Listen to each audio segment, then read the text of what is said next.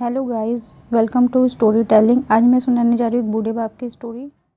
एक गांव में एक आदमी रहता था जो बहुत बूढ़ा हो चुका था, जिस वजह से उसे कम दिखाई देता था और वह बहुत कमज़ोर हो गया था।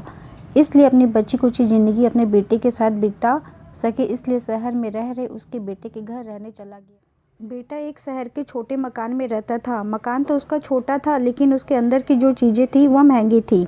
उस मकान में बेटा, उसकी पत्नी और उनका एक 5 साल का बच्चा, यह एक छोटा सा परिवार साथ में मिलकर रहता था। बूढ़े पिता के आने से उसके परिवार का एक सदस्य और बढ़ गया था। यह पूरा परिवार रोज़ सुबह शाम डाइनिंग टेबल पर साथ में खाना खाया करता। बूढ़ा पिता अपनी कमजोरी के चलते हमेशा खाने की चीज़ों के नीचे गिराता रहता और कई बार कांच के बर्तन भी टूट जाया करते थे। कुछ दिनों तक तो बहू और बेटे ने यह सब सहन किया, लेकिन कुछ दिन बाद में वे दोनों बूढ़े की इस ऐसी हरकतों से चिढ़ने लगे।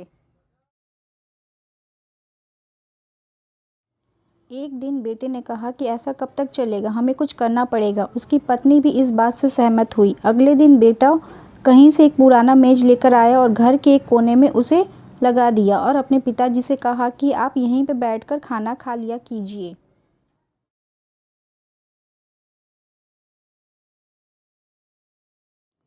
उन्होंने एक लकड़ी का बर्तन भी बनवाया जिसमें वे अपने बूढ़े बाप को खाना देने लगे। अपने कांच के कीमती बर्तन बचाने के लिए अपने बाप को लकड़ी के बर्तन में देने में उन्हें जरा भी शर्म नहीं आई। अब खाने का समय जब जब होता तो बूढ़ा बाप एक कोने में बैठकर खाता और बाकी का परिवार डाइनिंग टेबल पर खाना खाया करता। डाइनिंग टेबल पर बैठे बैठे दोनों पति पत्नी कभी कभी अपने बूढ़े बाप की तरफ देख लिया करते थे।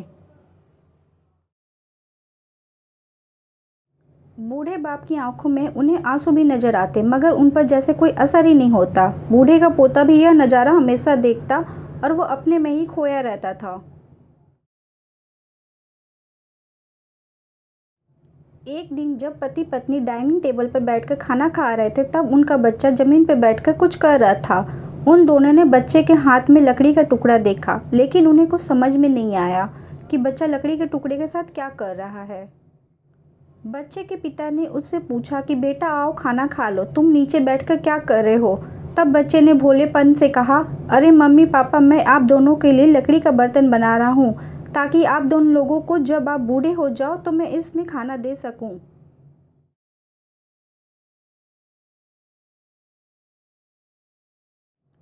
अपने नादान बेटे द्वारा दी गई यह सहज बात दोनों के दिल में तीर की तरह उतर गई। दोनों एक दूसरे का चेहरा निहारने लगे। बिना कुछ कहे ही दोनों की आंखों में पानी आ गया और उन्हें अपनी भविष्य की किताब अपने आंखों के सामने खुलती हुई नजर आई। उन्हें समझने में ज़्यादा देर नहीं लगी कि अब उन्हें आगे क्या करना पड़ेगा।